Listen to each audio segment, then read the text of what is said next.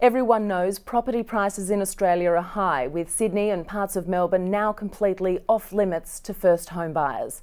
But there is some good news about the housing market at last.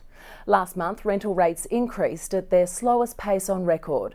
That's great news for those looking to rent and really takes the pressure to buy off many young couples and families. While this might not sound like great news for investors, the reality is, especially in the top markets of Sydney and Melbourne, it's the capital growth, not rental yield, investors are after. So where exactly do rent prices now sit? Well, as you can see, Sydney's average rent price is the highest at $595 a week. Over the year, it's seen the strongest growth out of all the major capitals, but that's because of the supply issue in the city. There's simply not enough housing to accommodate the demand. Next highest weekly rent is in Perth, even though over the last 12 months that price has dropped by 4.5%. The slowdown in the mining investment, the reason behind the decrease.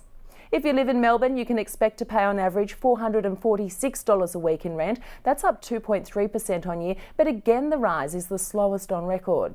In Brisbane, the average weekly rent price is $435, 2% higher than the same time last year. And in our city of churches, you can expect to fork out $369 a week for a gorgeous house, what would most likely cost around $2,000 a week in Sydney.